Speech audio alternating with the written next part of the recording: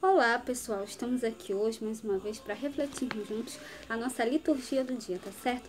E nesse domingo, com toda a igreja, iniciamos o sagrado tempo do Advento, preparando a chegada do Senhor que veio, que vem e que virá.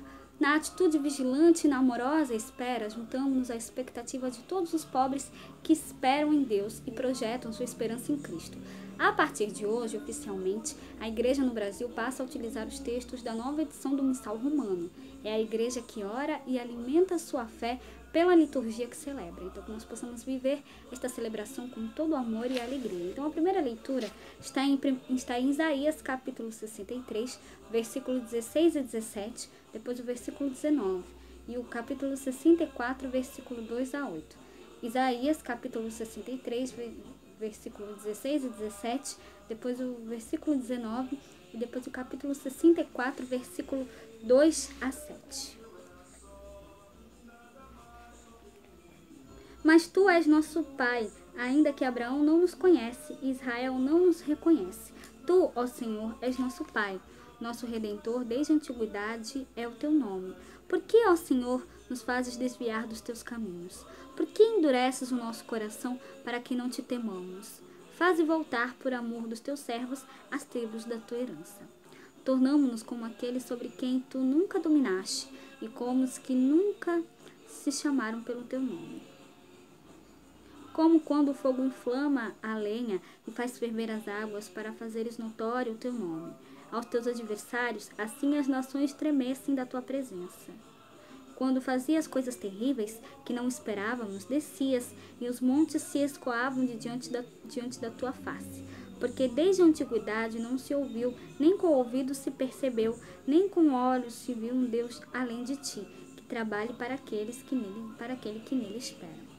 Saíste ao encontro daquele que se alegrava e praticava justiça, daqueles que se lembram de ti nos teus caminhos. Eis que te iraste, porque pecamos. Neles há eternidade para que sejamos salvos. Mas todos nós somos como um imundo, e todas as nossas justiças como trapo da imundícia. E todos nós calmos como a folha, e as nossas culpas como um vento nos arrebatam. E já ninguém há que invoque o teu nome, que desperte e te detenha, porque escondes de nós o teu rosto e nos fazes derreter por causa das nossas iniquidades. Então, com toda a igreja, iniciamos o sagrado tempo do Advento, preparando a chegada do Senhor, que veio, que vem e que virá, né? Então, o tempo do Advento tem como eixo orante a dupla vinda de Nosso Senhor.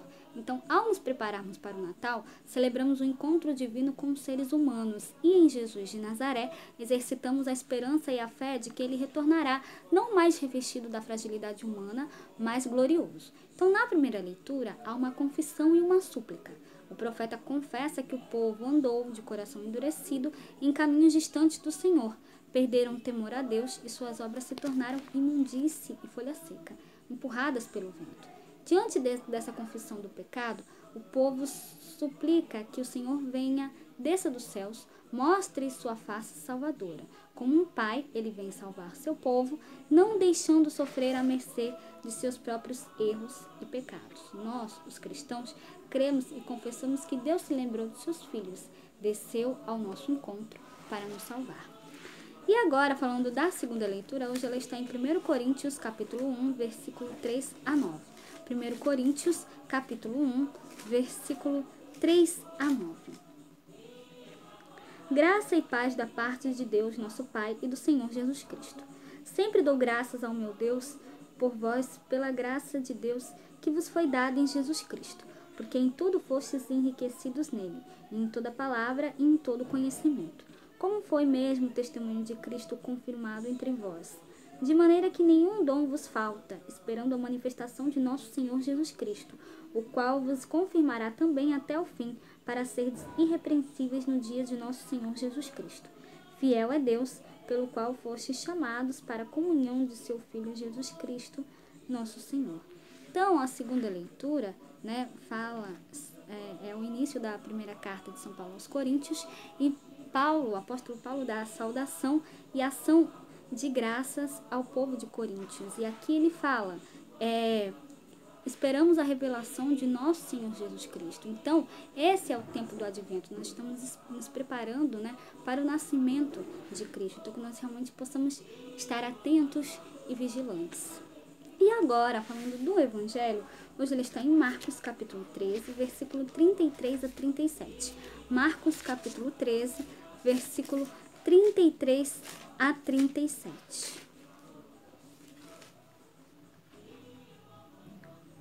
Naquele tempo, disse Jesus aos seus discípulos: olhai e vigiai e orai, olhai, vigiai e orai, porque não sabeis quando chegará o tempo. É como se um homem partindo para fora da terra deixasse sua casa e desse autoridade aos seus servos, e a cada um a sua obra, e mandasse ao porteiro que vigiasse. Vigiai, pois, porque não sabeis quando virá o Senhor da casa, se à tarde, se à meia-noite, se ao cantar do galo, se pela manhã, para que vindo de improviso não vos ache dormindo. E as coisas que vos digo, digo-as a todos. Vigiai. Então, no Evangelho, consciente de que o Senhor nos visitou uma primeira vez, o Evangelho nos exorta quanto à segunda vinda do Cristo Senhor. O texto todo é um chamado à vigilância, ao cuidado e à atenção. Jesus nos alerta: cuidado, ficai atentos, porque não sabeis quando chegará o momento. Vigiai. O cristão em estado de vigília permanente vive os princípios evangélicos do amor, da caridade, da esperança e da fé, enquanto aguarda a manifestação gloriosa do Senhor. Então, que nós possamos ficar atentos e vigilantes, como eu falei na segunda leitura, tá certo? Então, era isso que eu tinha para falar para vocês hoje. Muito obrigada a todos por curtirem, por comentarem. Aqueles que só assistem mesmo também agradeço. Espero que vocês tenham gostado dessa reflexão de hoje. Espero encontrá-los todos aqui amanhã, segunda-feira, se Deus quiser, para continuarmos refletindo cada vez mais as letras da Sagrada Escritura. Então, muito obrigada a todos e até a próxima, se Deus quiser.